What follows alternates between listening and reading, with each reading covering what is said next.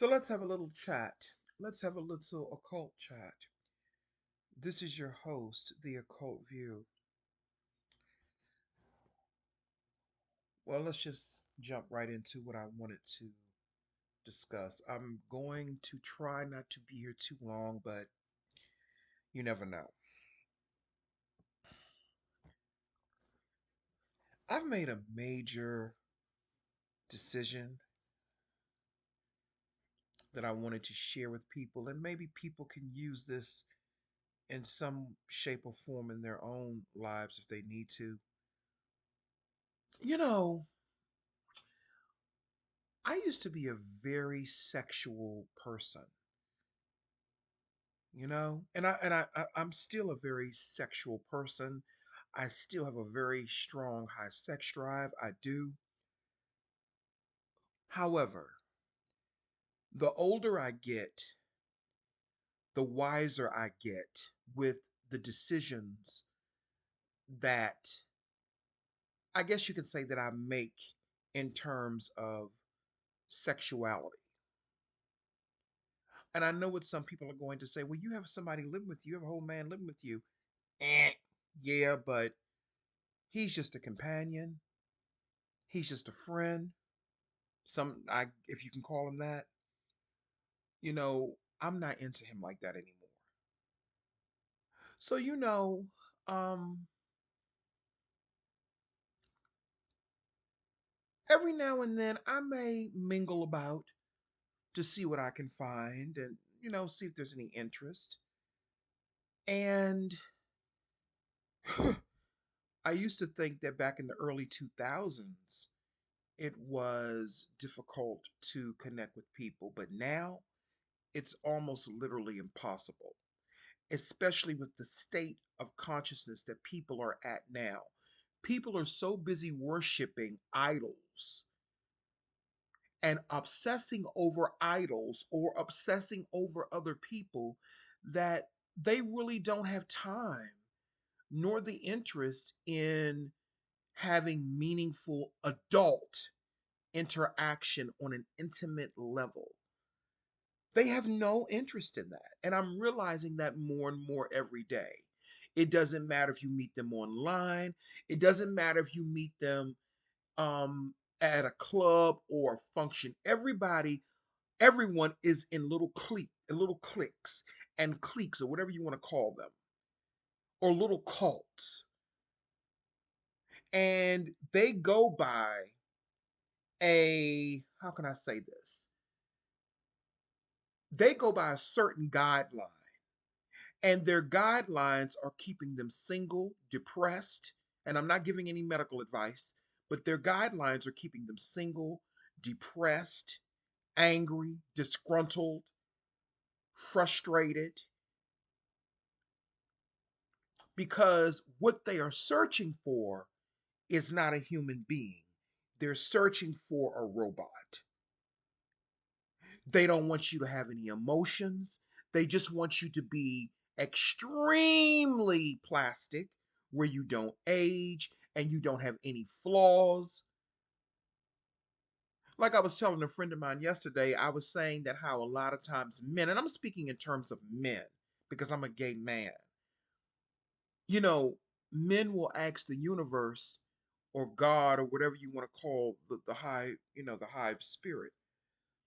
For example, send me a man that has a six pack, that's muscular, that's fine, who's not fat, who's not this, who's not that.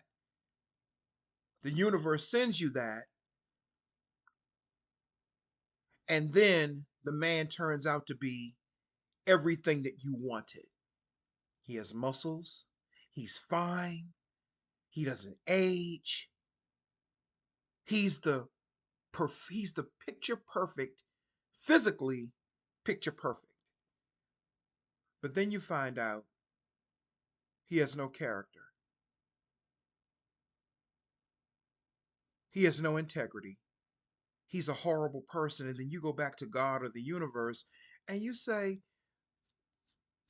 well, you were supposed to send me somebody that I like. Well, what happened? And the universe is going to say, well, you asked for somebody that was physically fine, physically appealing, but you never said you wanted someone with integrity and character. Now, me personally, I don't really want no pretty fine looking dude. That's just not me. I like average, normal looking men. That's just me personally. Because in the gay or LGBT world, we understand that we don't want a man that's prettier than we are. Okay, I don't want a man that's prettier than me.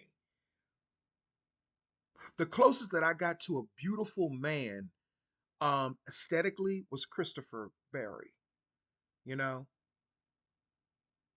So naturally, I like men who are more masculine and rough around the edges than me. I don't mean no type of stereotypical, no thugs, nothing like that. Well, I used to like thugs back in the day, or bad boys, or street guys when I was in my early 20s. But as I got older, that did not seem too appealing to me because I saw the character. I started seeing the character.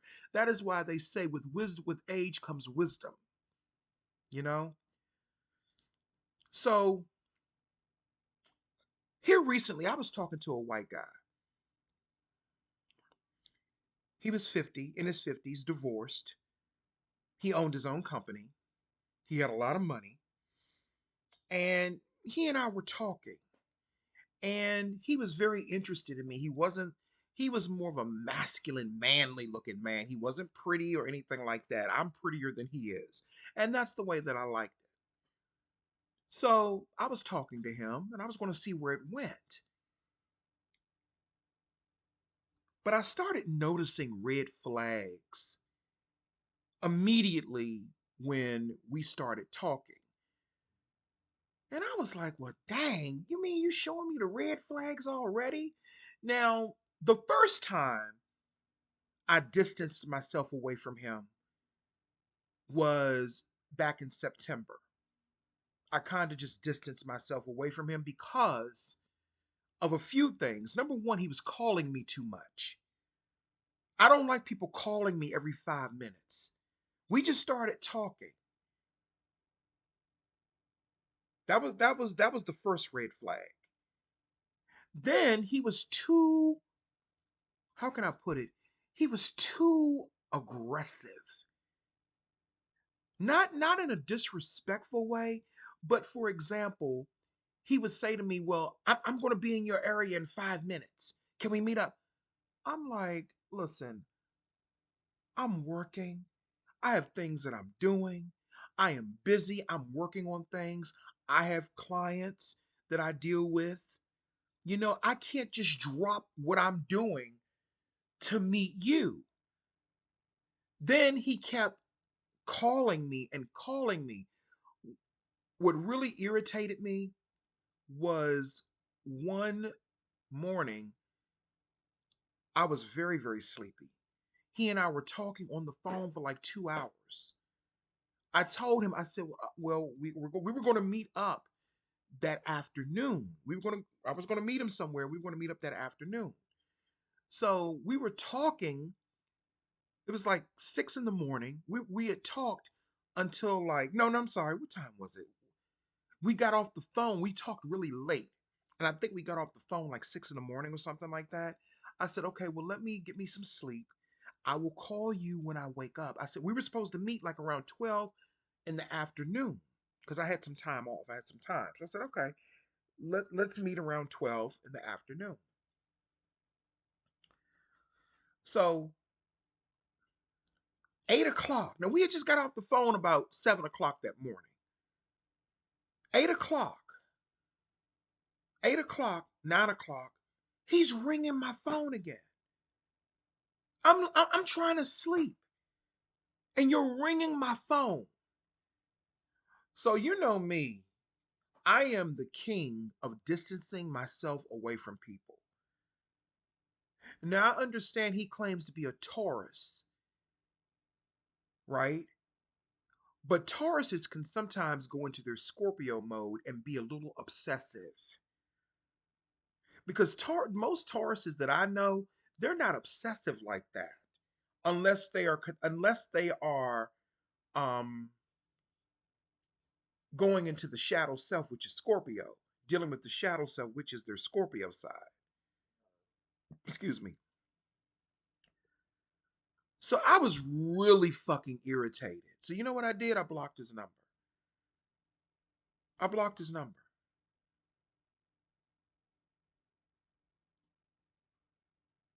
So then a couple of days ago, even though somebody, even though when you block somebody, you can still see when they try to call you. So I unblocked his number. I said, well, maybe I acted hastily. I said, well, let me give him another chance. So he calls me and I answer.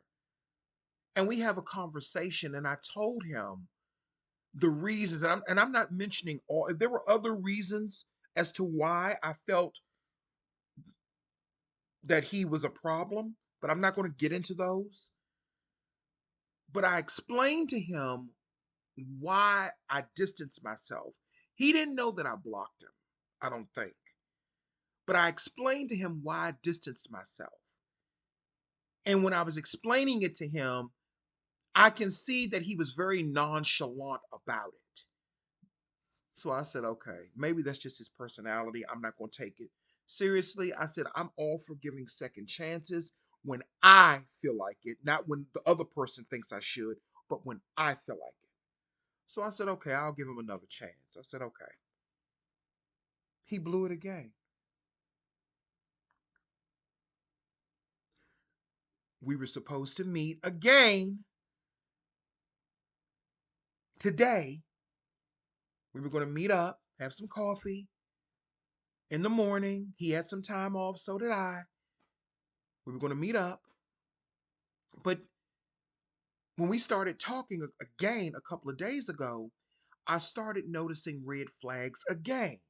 He kept calling me and calling me and calling me. We had just got off the phone maybe 10 minutes ago the other day, and I was in the kitchen cooking me. I was making some chicken salad. And you know, if you're making chicken salad, you can't, it's hard to talk on the phone. You're cutting things up, cutting up your eggs, your celery, your onions and whatever you put in it. I'm cooking. We had just got off the phone. He said he had to go take care of some business because he owns his own business, allegedly.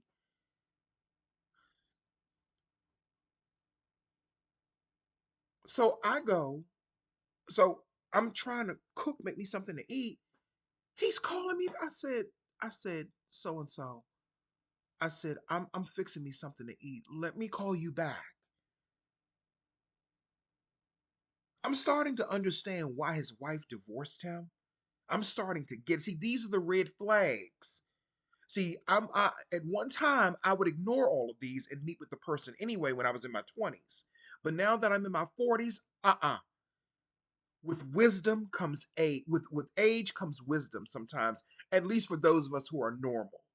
There are some people who are still stuck in the age of 25 and they're 45 plus.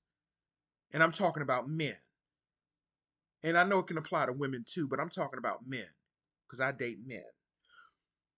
So I said, okay. I said, okay, I'm a still, okay. This is what, let me tell you what broke the straw that broke the camel's back. Yesterday, I was dealing with a client, a spiritual client, and he kept texting me. He texted me, what are you doing? I don't like nobody texting me, asking me, what am I doing? First of all, I'm not your child. Who do you think you're talking to? And I said, I'm working. Then he's going to text me back, oh, well, I'm not that far from you because he knows the general area where I live. He don't know where I live at exactly. He don't know which street or none of that, you know, because he lives in Virginia. So I said, I'm working. He said, oh, because I'm not that far from you. I said, why do you keep changing? This was yesterday. I'm dealing with a client. He's texting me, interrupting me while I'm working. I was talking to a client that was going through something very traumatic. He's texting me, interrupting me when if I say I'm working, that means you say, okay, well, babe, I'll talk to you later. Then hit me back when you're done. That's what a normal person would do. When he told me he had some business he had to take care of and he was going to some type of charity event or doing something, I respected that. That's why I tell y'all, these men with money sometimes, uh-uh, uh-uh, they have a problem, some of them. That's why really and truthfully, I've had a lot of men who've had money that have tried to talk to me, but I've rejected them because I saw the signs. I saw the red flags. If I tell you that I'm working, why are you disrespecting that? Now, he only had a Google number for me. He didn't have my real number. He only had a Google number. Because that's how I roll with niggas like that. You feel what I'm saying? He only had a Google number. You know what I did? I changed my whole motherfucking Google number. And I will never have to hear from that weirdo ever again. So, no, I did not meet him today like we had planned. I said, I'm going to change my whole fucking number. And that way, he will never, ever hear from me again.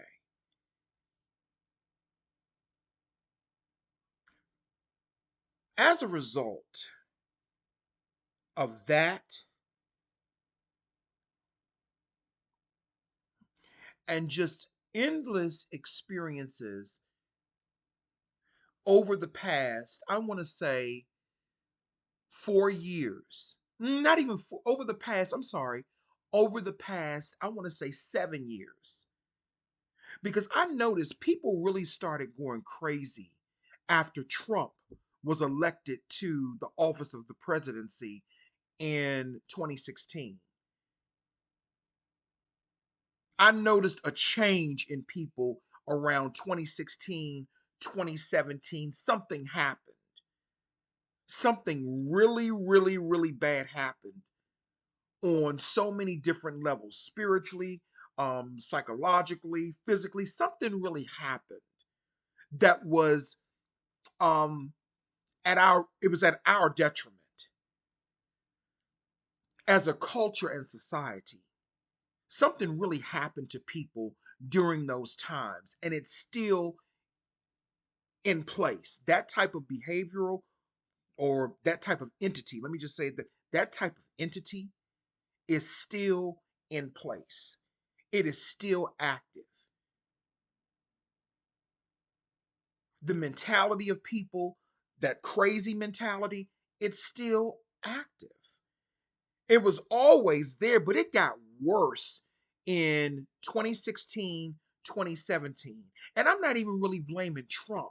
I blame the people who do not have a mind of their own, who do not have the spiritual fortitude to say, you know what, something is wrong with me.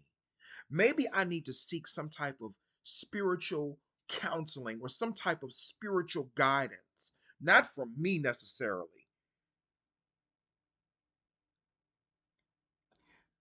So, as a result of what I have been seeing and experiencing for the past decade almost, 2016 to now, as a result of that, I've decided I'm going to be celibate until further notice. I don't want any sex. I don't want any intimacy. I'm going to be celibate until further notice. Because I think that for some reason, spirit, the universe, whatever you want to call it, the high spirit, I like to call it the great high spirit, the great high mother spirit.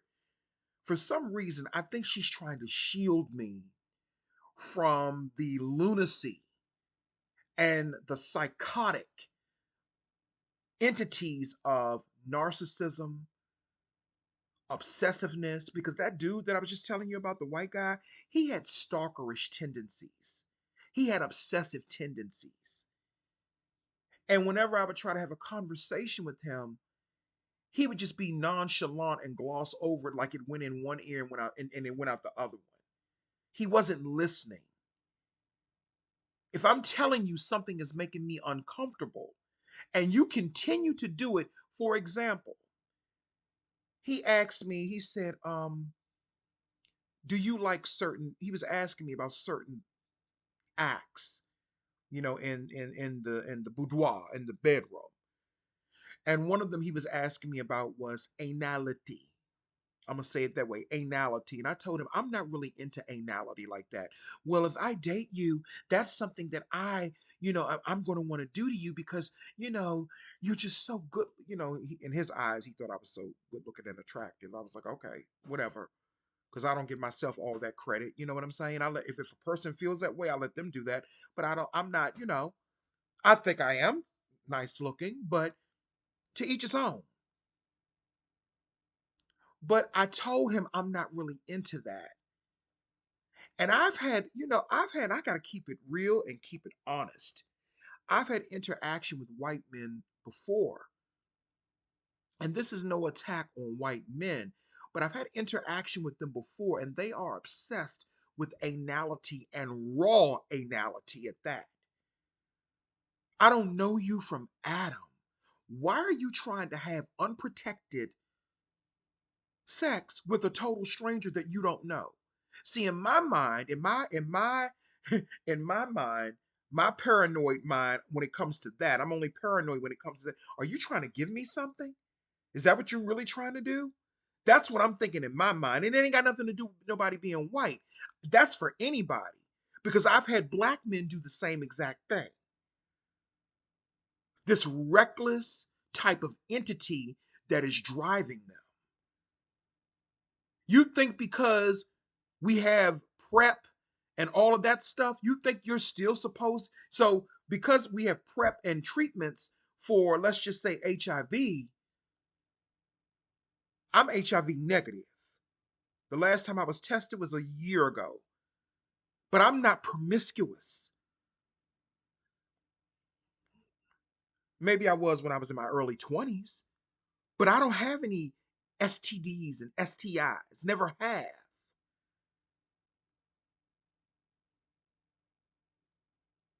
So when I hear a man try to force something on me, that was another red flag. If I tell you that I'm not really into that and you're still trying to force that on me, black men have done the same thing. So it's not a racial thing, it's just a bullying thing. It's an entity thing. These men are possessed by entities, low level entities, and they try to enforce and force themselves on you. And ain't nobody forcing themselves on me. If I tell you I don't like a certain act, I'm not into anality like that. I like oral. This is for the adults. No, we're talking. I like oral. I like having my anality licked. I like that. But as far as putting a peanut, no, I'm not into that. Have I had it done? Yes. Did I like it? Not really. It depends on the person. And then a lot of times they don't even want to use any type of lubrication. They just want to spit on. And then he said, well, I can just, was it him or somebody else? That might have been another white guy I was talking to. Then they just want to use spit. Black men too. They just want to spit on their hand and spit on the condom. And no, you don't do shit like that. To me, that is animalistic. You don't do stuff like that. Yeah, I said it. You don't do stuff like that. Not to me, you won't. You know that song? Well, some of you who are young, you may not remember it, but there's a song that came out in the 80s called I Don't Care What You Do to Them, Just Be Good to Me. I don't care what you do to them, but you will not do that shit to me. Spirit had to really deal with me and say to me, Seer, you don't realize you are above. And I'm sorry, not above. Well, I am above certain things, but these types of things are beneath you. These types of people are beneath you. It is okay to say that certain entities are beneath you. And that entity with that man is beneath me. He didn't do anything wrong to me per se. He didn't disrespect me. He didn't do any of that. And I probably, and you know what? I probably could have gotten a lot of money out of him. I probably could have got a lot of money out of him because I believe him when he said he had his own business because he showed me something that kind of proved that to me. But I'm not getting into all that. But I don't go after people for money. I'm trying to get to know the person. And if they have money and they want to share it, then that's on them. But I'm really funny about stuff like that. And maybe that's why I don't have the extravagant life that I could have because I've turned down a lot of guys with money because they lacked character and integrity. I probably could have got a lot of money out of him because he was talking about making me his girlfriend, child. Okay? He was talking about making me his girlfriend. I was like, nah, because, I like my space. I don't like people intruding on my space. And I felt like he was intruding on my personal space. And then on top of that, I got a whole man living with me. And even though me and him ain't like that, I don't want to be bringing you know what I'm saying? I don't want to be bringing no problems to my home. I don't want to be bringing no problems to my home. And I don't want to invite any entities into my home. My home is my sacred space. It's bad enough I got him here, child, but I can deal with him. And he don't bother me. And me and him have known each other for since 2009. So I know him. I know what I'm dealing with him. But this other shit that's out here now, I don't recognize these entities. They have taken obsessive stalking and all of this stuff. They've taken it to another level. They don't have any boundaries. They cross boundaries with people. I watched a friend of mine right here on this app be stalked and harassed for multiple years by perverts and weirdos. And I look at them as entities, low level entities. So until further notice, I am Sia Grant. I am going to be celibate. I have decided to be celibate. And then on top of that, a lot of these men nowadays, I'm not even attracted to them because I don't see manhood in them. See, I'm used to a certain type of man. The white boy I was just telling you about, physically, energetically, that's the type of man that I would want. But the problem with him is he's too obsessive and stalkerish. I like men that are a little aggressive, that are a little bit more aggressive than me, but I want them to have boundaries. See, there's a difference between being dominant. Let me rephrase that. I like men who are a little dominant in nature, but I'm not talking about domination. And that was another thing. He kept trying to veer off into that BDSM shit. And I don't like that. I saw the energy of that as well. And see, it took me back to Eric and Lyle Menendez and the allegations about their father, Jose Menendez, and the abuse that he inflicted on them. He did that because he knew he could get away with it. And from what I understand, they were not his only victims. His children were not his only child victims. He did this to adults and everything that let him get away with it. He was a horrible person and he was a Taurus too. What's up with these Taurus men? What's up with these Tauruses? What's up with them? What's up with them?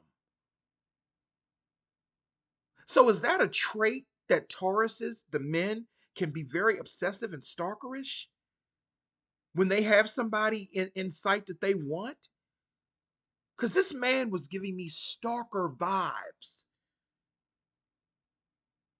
That's what he was giving me. And it's so interesting that Jose Menendez is a Taurus as well.